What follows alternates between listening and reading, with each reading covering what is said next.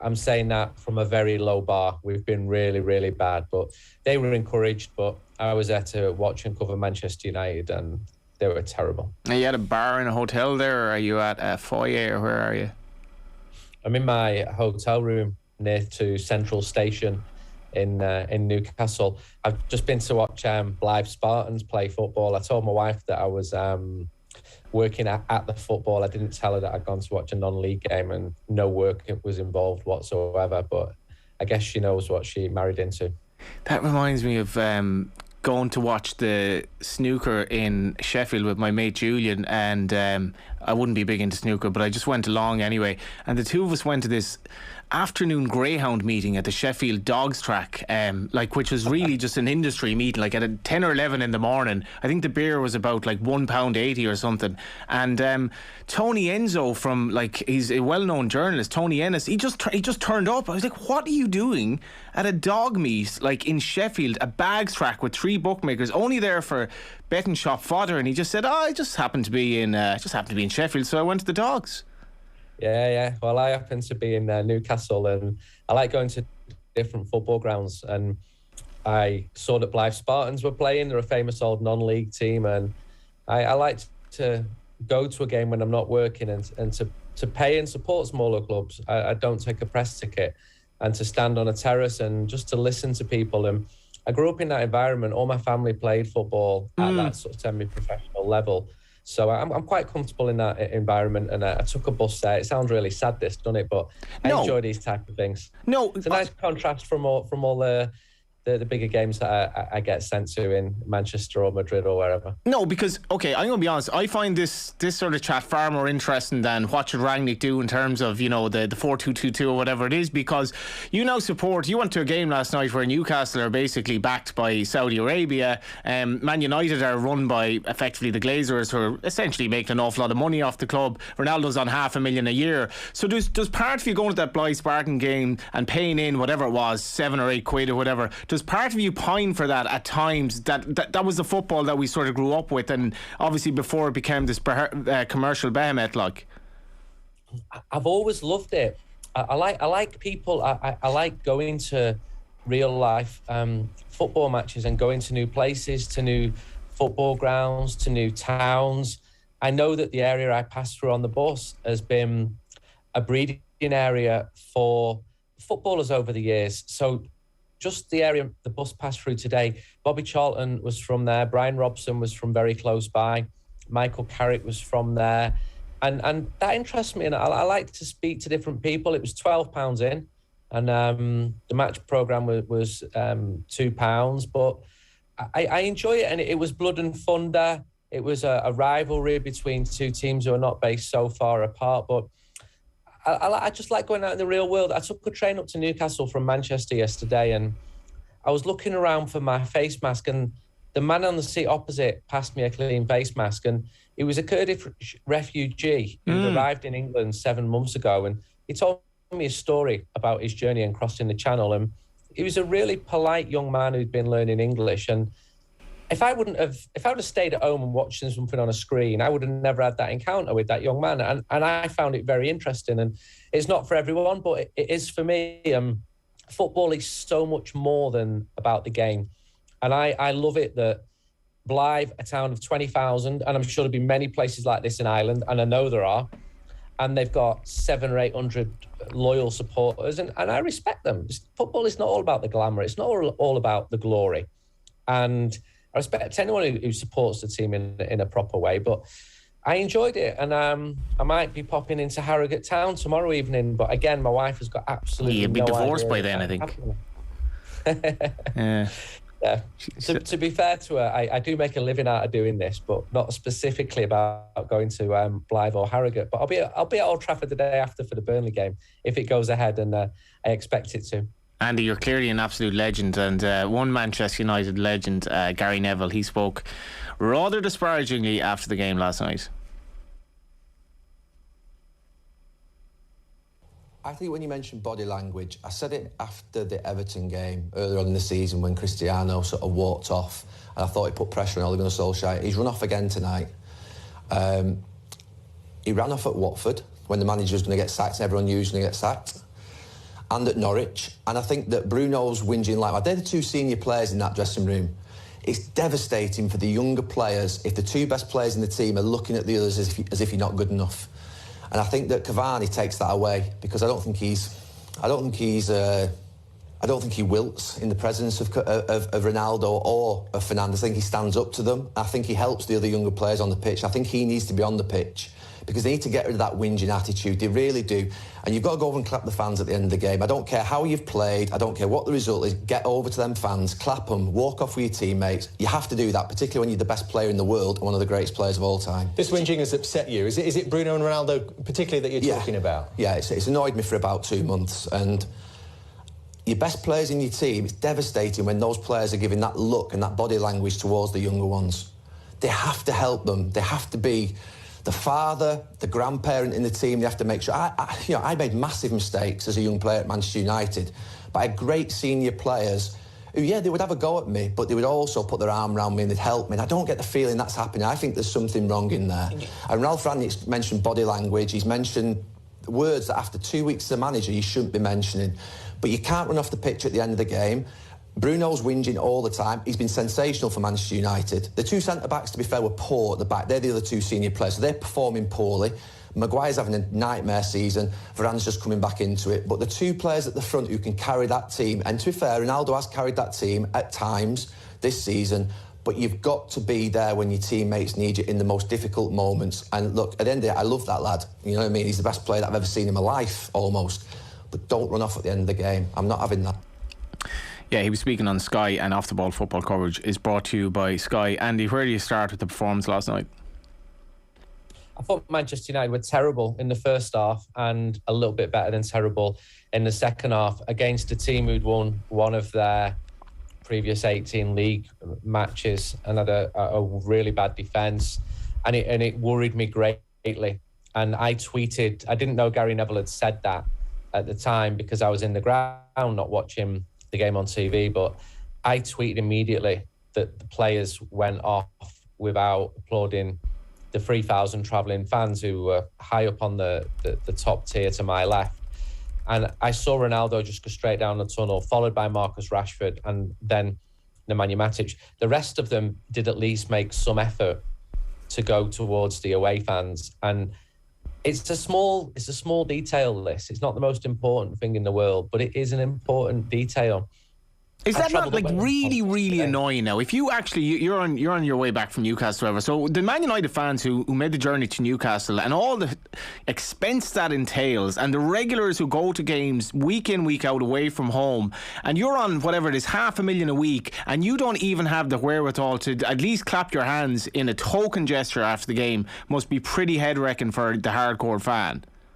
It is 100%. It is, and a lot of them stayed in Newcastle last night because they couldn't get a train back to Manchester because all the games have been moved this month, the away games, to suit TV, meaning that you cannot get back to Manchester by train unless you got the mail train, which got in at 3:30 in the morning. And I know one lad who was going to do that. And I travelled up on the train. The trains were cancelled frequently yesterday. It was a pain to get up to Newcastle. It required a big effort. People were worried about missing the game. And they filled the away section, they supported the team, and the absolute minimum you can expect from that is some form of appreciation, because the United fans, they really got behind the team and their support cannot be faulted. Now, what happens on the pitch is more important, and what was more of a worry to the United fans was the performance. But absolutely, at the end of the match, Marcus Rashford makes a big deal online about being a Manchester lad, being a United fan, and yet he didn't thank the away supporters. I'm sorry, it's just not good enough. Nemanja Matic is a lovely guy. He's a good person. I know everyone has off days. I know some people might be frustrated because of the result, because of the performance. I'm sorry, I disagree. You thank the away fans. It should be one of the first things you do at the end of the match. You shake hands with your opponent.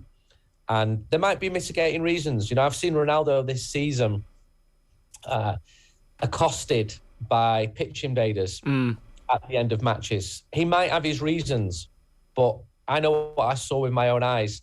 And even if he does have those reasons, there is nothing to stop you doing a small applause towards the away fans, and it's greatly appreciated when that happens, because those fans, they support the team through thick and thin. Yeah, you don't expect anything. Sorry, Andy. Yeah, your point on Rashford is interesting there, because he does play the media game quite well, but you know he was guilty of this as well.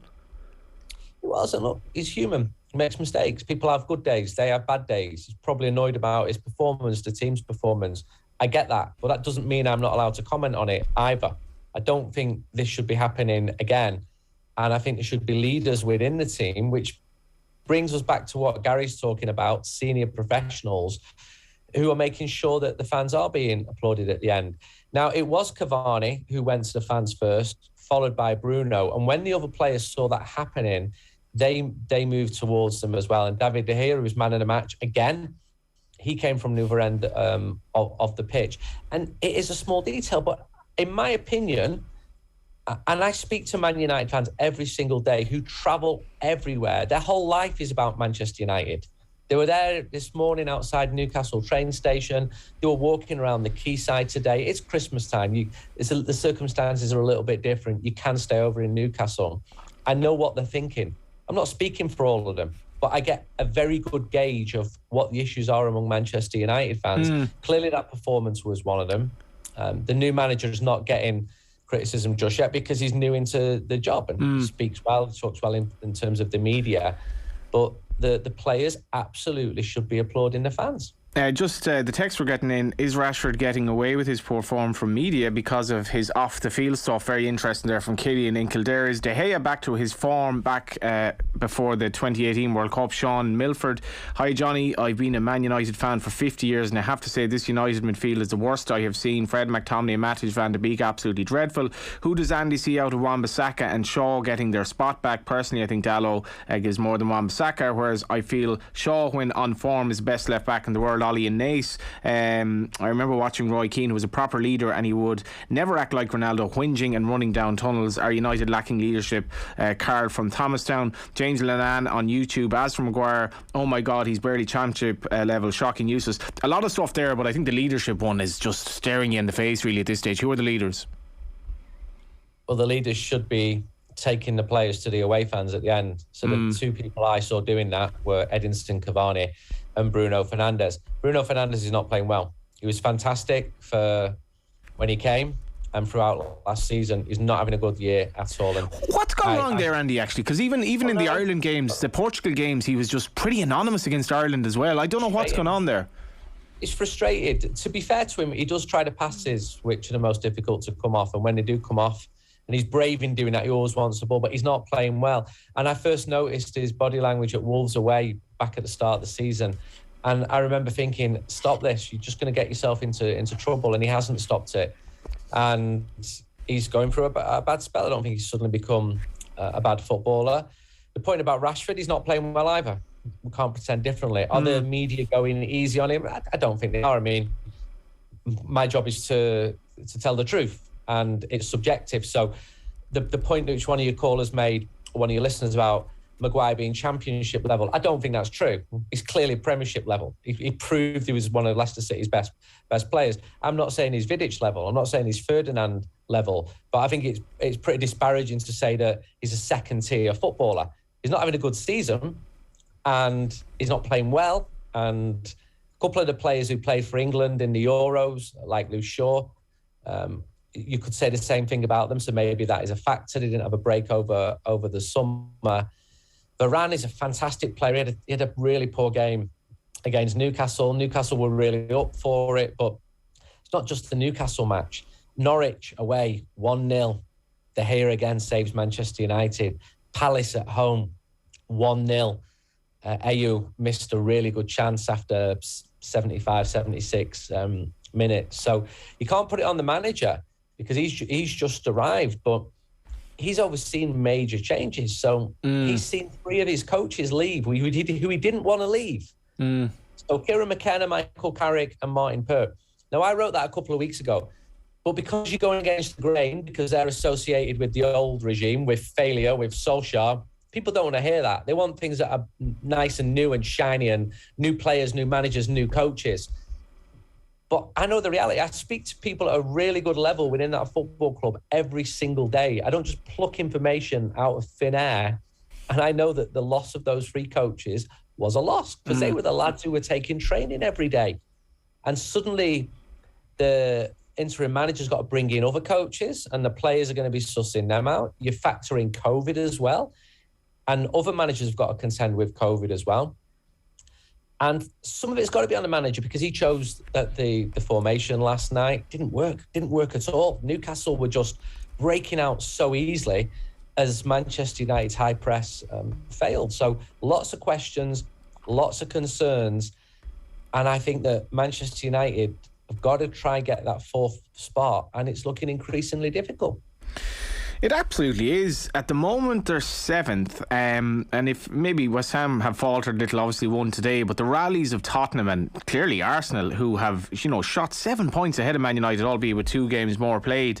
How important is it in terms of the owners and the structure there that they make the Champions League?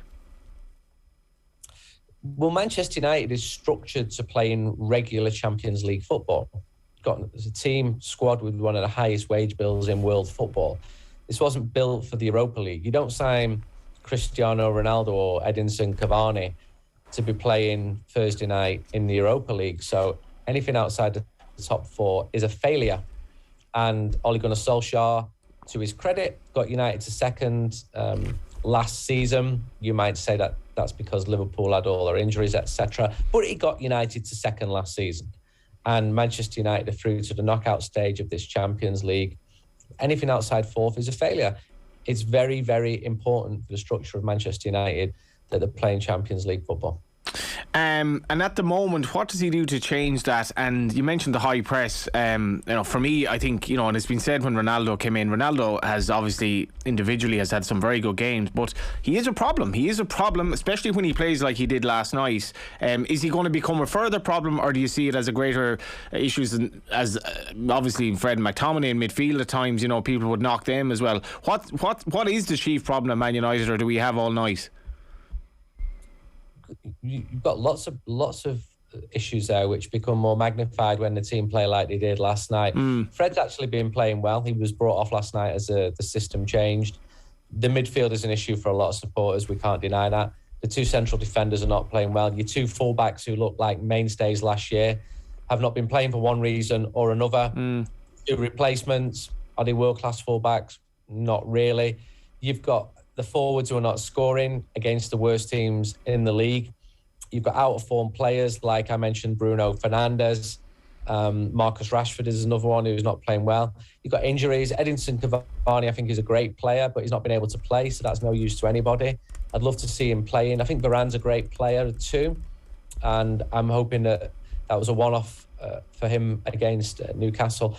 And then you've got a new manager trying to shape his ideas onto a team who've been working under another manager for almost 3 years who had completely different ideas. And it's all about results. You can get by if you're beating Norwich 1-0 or Palace 1-0. You can scrape by. But when you're not beating those teams, it becomes a real issue, especially when the other teams are not only winning, but they're scoring lots of goals as well. And Manchester United are just not playing well at all. And looking further afield, you're thinking, you're going to be wanting Manchester United to go against Atletico Madrid in the Champions League and hopefully go through. But the way the team have been in the last couple of weeks, and they've not been able to play the games either, have been pretty unconvincing. We've seen the coaches go.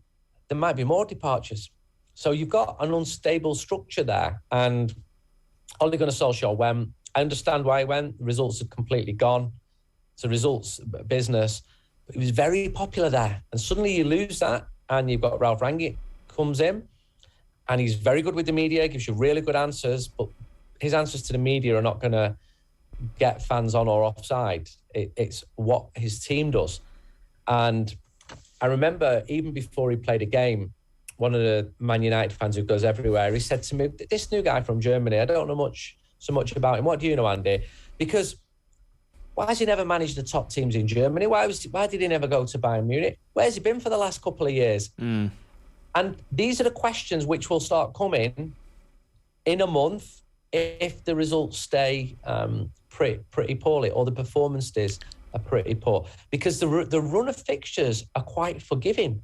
They are. So they've got Burnley, Wolves, and Aston Villa in the cup next. You can't hope for any more. All at home. Other than that the games actually happen and that fans are there as well. But it's the United soap opera continues. It day does. After day, day after day, non-stop. Is Rangnick in any way governed by the reality that I think Man United probably needs a bit of a long-term kind of, I suppose, assessment, but he's obviously governed by the fact that his situation more or less depends on what happens this year, if there is a situation there. Look, if he's winning and the team are doing well, his case will be strengthened and he will have more power.